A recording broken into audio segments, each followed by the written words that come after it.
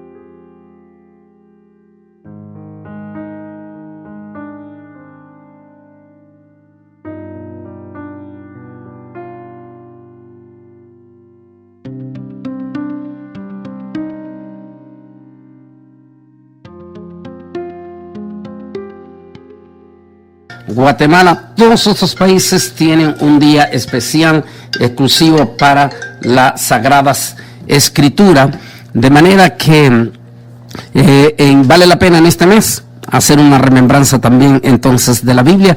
También recordemos que el mes de octubre se conoce como el mes en que se dio la Reforma Protestante, en el que también Martín Lutero sacó o estampó las 99 tesis, donde daba a conocer que la salvación es por la fe y no por las obras.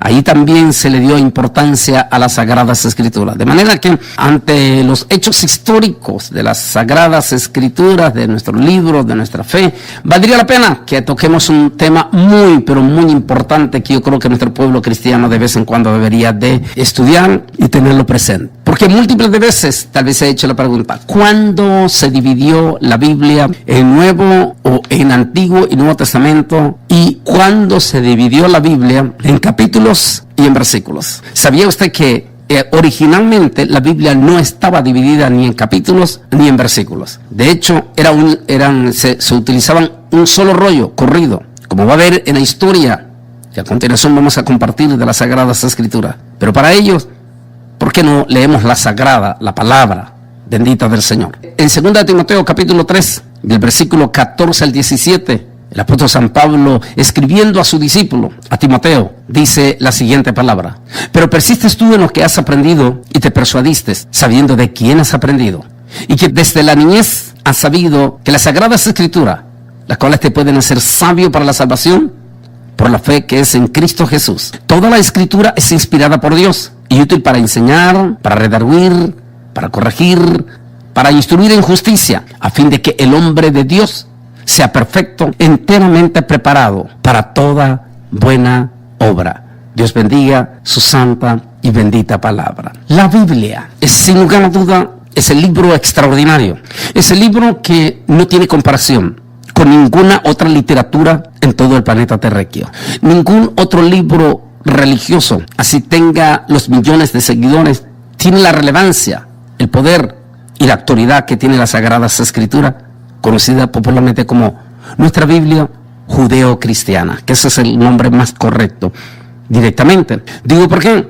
Porque ni el libro de Confucio, o sea, los libros budistas o sagrados, como le quieren llamar a ellos, ni el libro del Corán, que no es otra cosa sino que una copia que hizo los escribas de Mahoma, porque recuerde que Mahoma no lo escribió, él no sabía leer. Es que los escribas de Mahoma lo que hicieron fue una recopilación de todos los libros antiguos testamentarios y simplemente lo que hicieron fue cambiar los nombres de los verdaderos nombres del Antiguo Testamento y después pusieron algo otras cosas que ellos quisieron agregar y ahí salió el famoso libro del Corán, al cual le llaman el libro sagrado de parte de los musulmanes, que muchos de su momento no tienen bases históricas porque su escritura está basada en el origen de la misma Sagrada Escritura hebreo-cristiana. El libro de los mormones pues no tiene ninguna autoridad de lo más mínimo, por cuanto no tiene más que un poco más de 100 y resto de años, y que fue algo inspirado por un señor llamado José Smith aquí en los Estados Unidos de América. De tal manera que no tiene ninguna relevancia, ningún libro religioso de todas las religiones del mundo tiene ninguna relevancia como lo tiene las Sagradas Escrituras, el libro de los libros. Ha sido el libro más duplicado en toda la historia a lo largo de 2000 años, como ningún otro libro. Ha sido el más duplicado, si le podemos decir así, o traducido, esa es la palabra más correcta, a todos los idiomas del planeta Tierra que se conocen hoy en día. Esa es la verdad.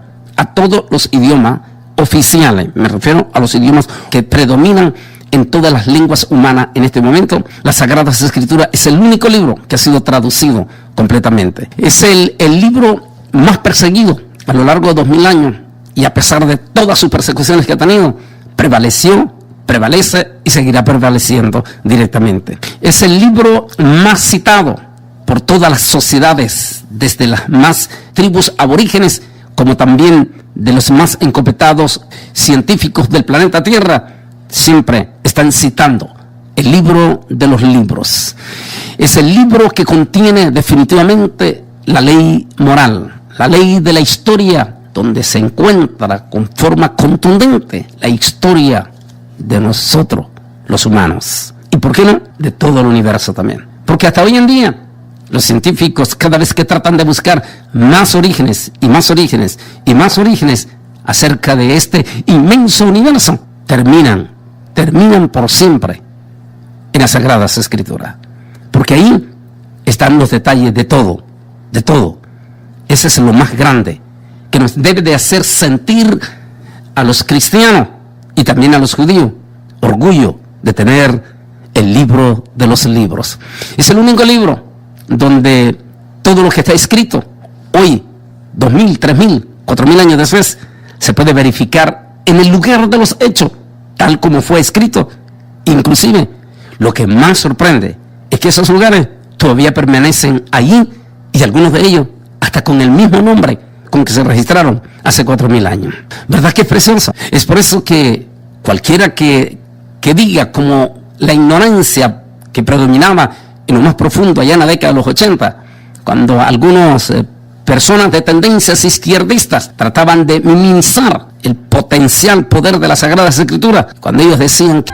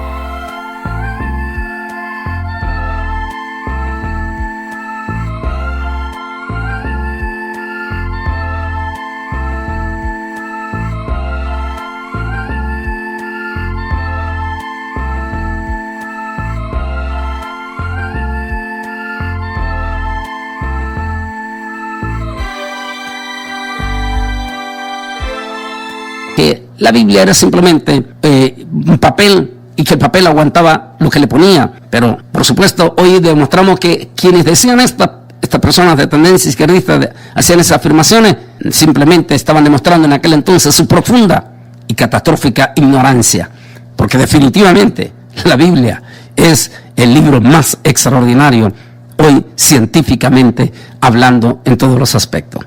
Entonces, dado todo ese momento histórico, ¿por qué no hablamos un poquito de este detalle de historia de las Sagradas Escrituras? Para ello voy a acudir a algunos de los libros históricos o documentación que hablan como el Nuevo Diccionario Ilustrado de la Biblia.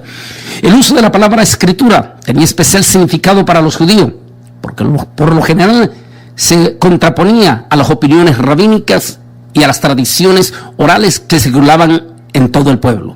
Así, decir está escrito implicaba que lo que se decía a continuación tenía autoridad final. En efecto, la Biblia tiene esa autoridad para todo lo que se relaciona con la fe y con la práctica del creyente, y predomina su texto por encima de cualquier tradición, costumbre o mandamiento que provenga de otra fuente. También en materia histórica es considerado la Biblia como infalible. Qué lindo, ¿no? Infalible. Es decir, definitivamente, al decir infalible es porque viene de la deidad más poderosa, de la deidad más extraordinaria, de nuestro precioso y glorioso Creador Todopoderoso. De ahí que la Biblia es su propia palabra, que tiene muchas cosas interesantes, algunas de las que vamos a ver en la parte final de este momento, que es el mes en que debemos de hablar acerca de la Biblia, por lo que ya dije al inicio y por lo que se hace en muchos de nuestros países, desde México a todo Centroamérica, que se dedica el mes de septiembre como el mes de la Biblia. La Biblia la componen los libros reconocidos como inspirados por Dios, lo que se llama el canon. Existen dos canon, el canon judío y el canon cristiano, y finalmente que estos dos se unieron en uno solo y que se conoce como el canon de las Sagradas Escrituras, y que en otra ocasión hablaremos del canon. Pero ahora estamos hablando de este momento, de esa parte bonita, preciosa, histórica, linda, que es las Sagradas Escrituras, y que a tantos millones o de miriadas de personas a lo largo de la historia humana, estos libros sagrados, desde que se dieron a conocer los primeros, han sido libros de bendición para nosotros, para nuestras vidas. Miles, de miriadas, de millones de personas han encontrado en la Biblia ese consuelo, esa esperanza, ese futuro en las Sagradas Escrituras. En los momentos de angustia, en los momentos de miedo, en los momentos de soledad, en los momentos de crisis familiar, en los momentos de luto, los pasajes de las Sagradas Escrituras han venido a ser esa fortaleza, esa ayuda, esa bendición, que la verdad ningún otro libro lo ha podido llenar, solo las Sagradas Escrituras. De ahí que lindo, definitivamente, que conozcamos toda esta historia. Por eso el apóstol San Pablo le insiste a Timoteo, a su discípulo, a que él esté atento y que recuerde que desde su niñez. ¿Por qué le dice Pablo a Timoteo desde la niñez? Porque es costumbre. Recuerde que Pablo era hijo de una madre y una abuela judía, y por lo tanto él, de acuerdo a la costumbre de su madre y de su abuela, quien se especificó en enseñar a Timoteo como es la costumbre judía, desde su niñez, desde que comienzan a hablar hasta la edad de 13 menos un día, en que ellos deben de tener en su tutela para ese entonces el conocimiento completo de las Sagradas Escrituras, para luego hacer la ceremonia que se conoce como el Bar Mitzvah. Por eso es que el apóstol San Pablo le dice a Timoteo: como tú has sabido, como tú has tenido el conocimiento, como un niño judío que creciste y que fuiste educado desde que comenzaste a hablar en el conocimiento completo hasta que llevaste al cumplimiento de tu Bar Mitzvah, que las Sagradas Escrituras, le dice Pablo, es útil para enseñar, para corregir, para entrenar, a fin de que el hombre entero sea enteramente perfecto para toda buena obra. Es decir, las Escrituras lo tenemos todo, definitivamente. Todas las bases doctrinales de nuestros concilios evangélicos, en todo el mundo evangélico que tenemos, su base doctrinal está 100% o tiene que estar directamente en la base de las Sagradas Escrituras. Es decir, la Escritura está por encima y debe de estar por encima de cualquier reglamento interno que tengan los concilios. La Biblia está por encima de todo eso directamente. Es de ahí porque en el judaísmo se le considera como infalible directamente, porque viene directamente de parte de Dios.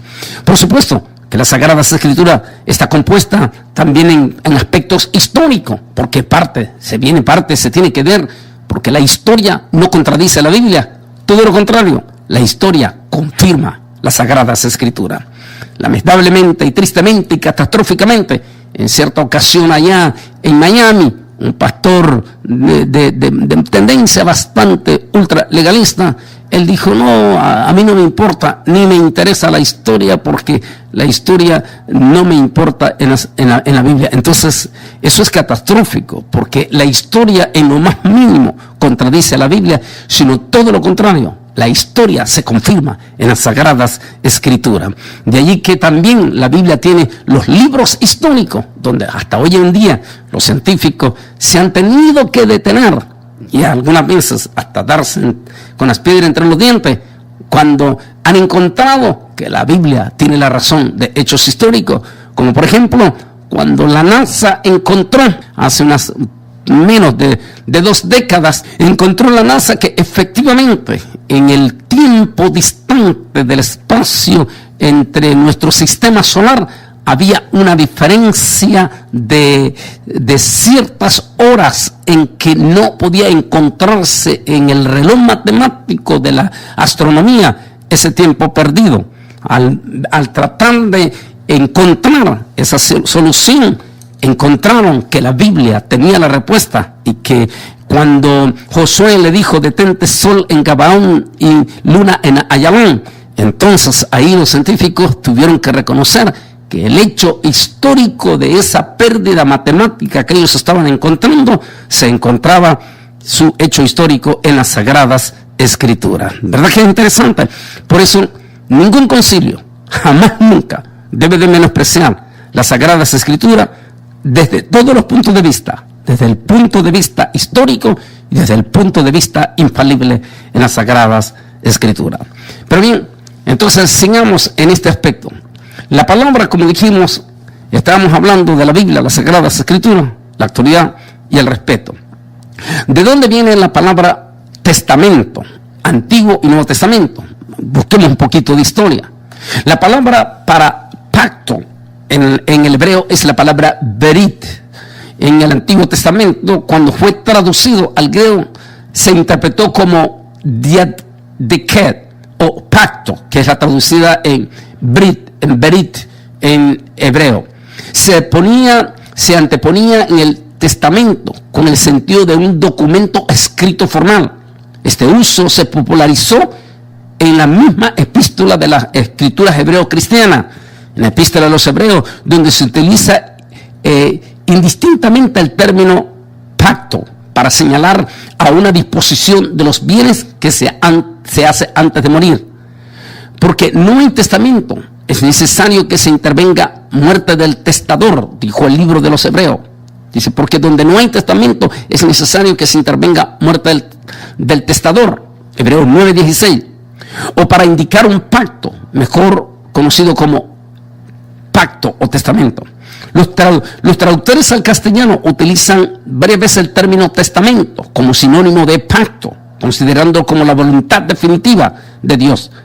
La referencia neotestamentaria al antiguo pacto y al nuevo pacto, como originalmente en algunas veces se le daba el uso, o en algunas veces se le da el uso a nuestras Sagradas Escrituras, con Antiguo Testamento y Nuevo Testamento, para referirse a las dos partes que componen la totalidad de las Sagradas Escrituras. Escritura. Qué lindo, ¿no? Usualmente se habla en cuanto a comenzando en el judaísmo y toda la historia del cristianismo, se habla de 3 divisiones del Antiguo Testamento, que eran populares en algún momento. Eran la ley, los profetas y los salmos.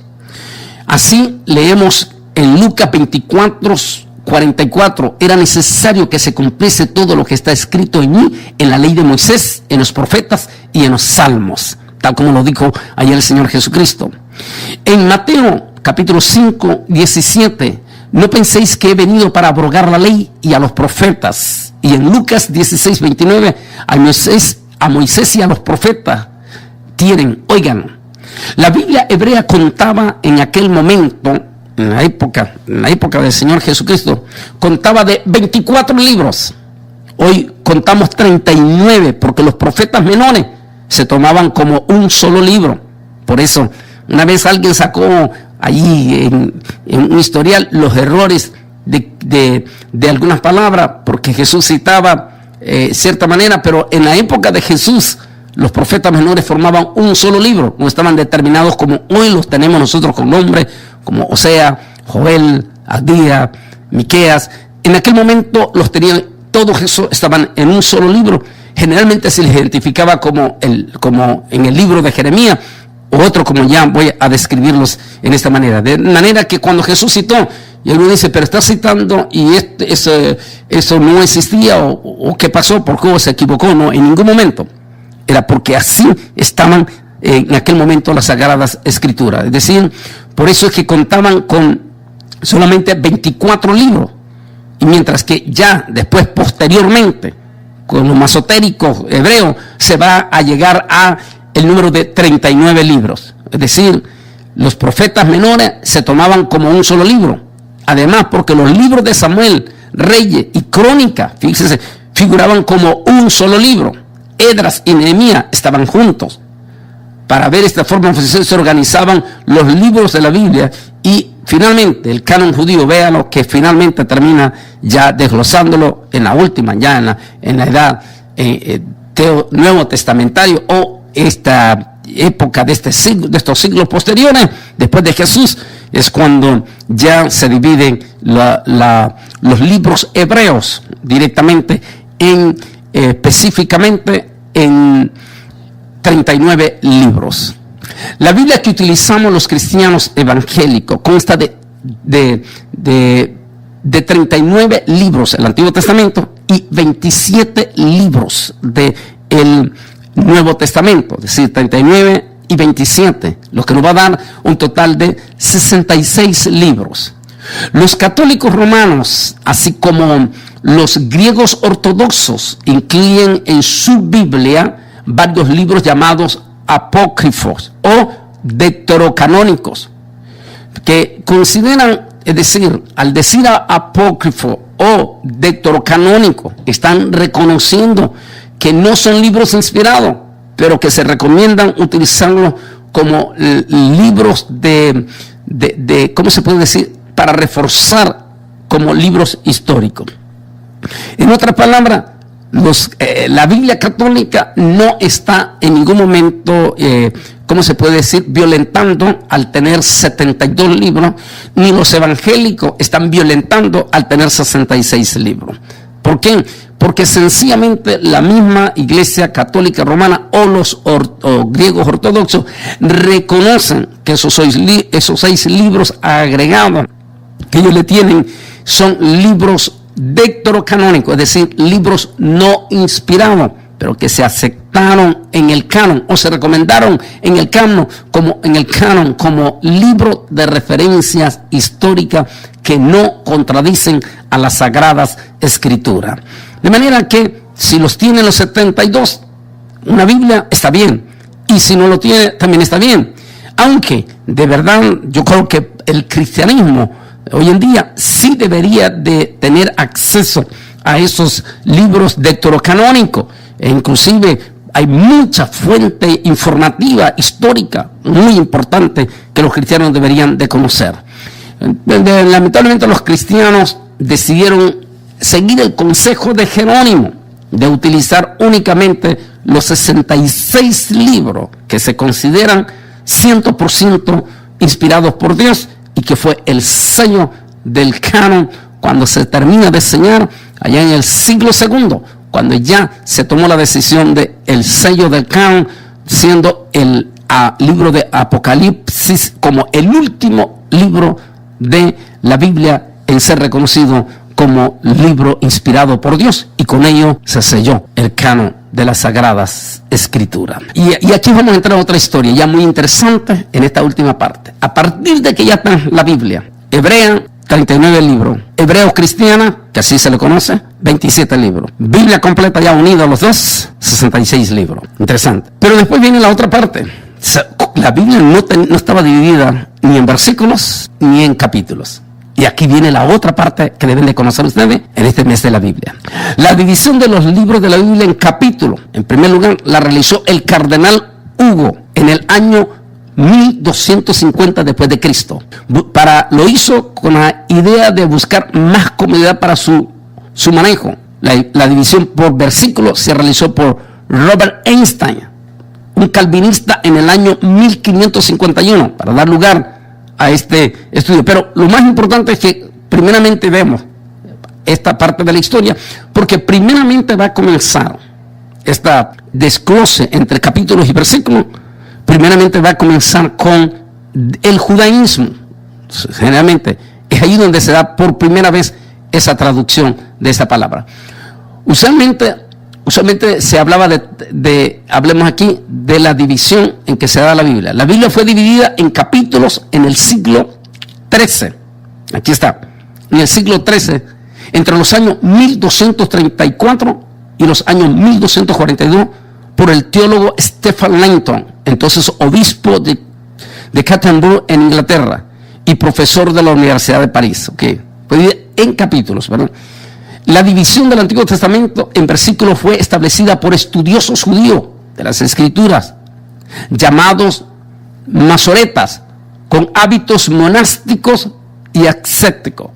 Los masoretas dedicaban sus vidas a la recitación y la copia de las Escrituras, así como a la formulación de la gramática hebraica y las técnicas didácticas de las enseñanzas del texto bíblico. Fueron ellos los primeros que entre los siglos 9 y 10 dividieron el texto hebraico en el Antiguo Testamento en versículos. Es decir, realmente fueron los primeros en dividirlos en versículos, fueron exactamente los judíos, estos estudiantes, los masotéricos, que también están incluidos dentro del Talmud, los últimos libros del Talmud, que hoy se conoce directamente. Influenciado por los masotéricos, el trabajo que hicieron ellos en el Antiguo Testamento, un profesor francés llamado Robert Einstein dividió el Nuevo Testamento en versículos en el año 1551. Einstein vivía entonces en Génova, Italia, y por fin en 1553 se publicó la primera edición de la Biblia francesa Robert Einstein, la primera Biblia completa con la actual división de capítulos y versículos. Se fue hasta la Edad Media directamente cuando se comenzó. Primeramente lo comenzó este señor, ya en la Biblia cristiana, ese señor cardenal, y después lo termina este otro famosísimo teólogo protestante, quien termina ya haciendo la total división entre versículos y capítulos, y finalmente, y ahí tenemos todas las Sagradas Escrituras.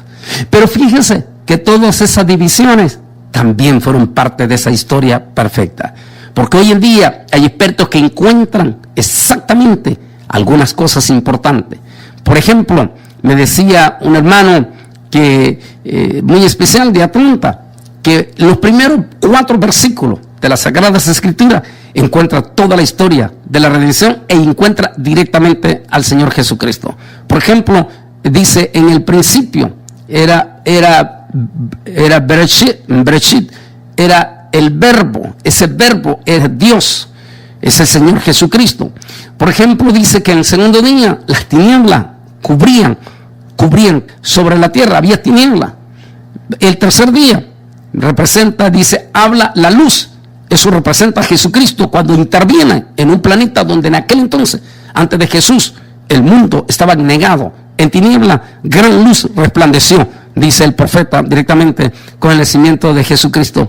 Y así, cada uno de los pasajes, él va mostrando un hecho histórico en esos versículos. Como por ejemplo, en los primeros 30 versículos, 32 versículos, va a encontrar eso agregándolo, el versículo 1 y 2 del capítulo 2 de Génesis 1 y 2, va a encontrar otra historia tremenda que este hermano hace coincidente.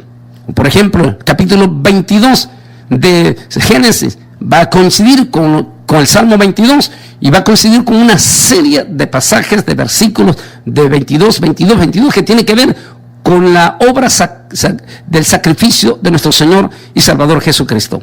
En otras palabras, la misma división de versículos y capítulos de las Sagradas Escrituras no fue accidental. Todo estaba dentro de los planes de Dios para que el ser humano encontrase más comodidad y más facilidad para el estudio del sagradísimo libro conocido como la Biblia. Mi hermano y mi hermana, tengamos en alta estima siempre en nuestros corazones y en nuestras casas a ese libro de los libros.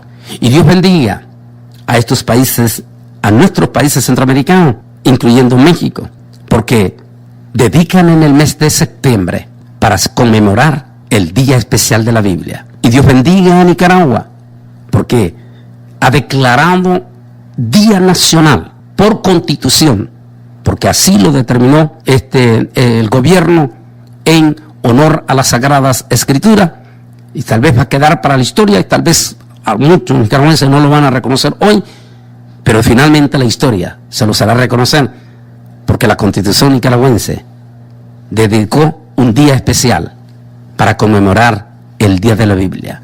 No estoy tan completamente seguro, pero me parece que también Costa Rica es el segundo país que también dedicó un día especial para la Biblia, y en eso están trabajando los salvadoreños, para que la Constitución de El Salvador también, igual que Nicaragua, y creo que estoy casi seguro Costa Rica, también lo tengan como el Día Nacional de la Biblia, un día en el mes de septiembre. ¡Qué bendición! Para que nos recuerde a todos nuestros legados que la Biblia es la palabra de Dios. Que el Altísimo Dios Todopoderoso nos les bendiga grande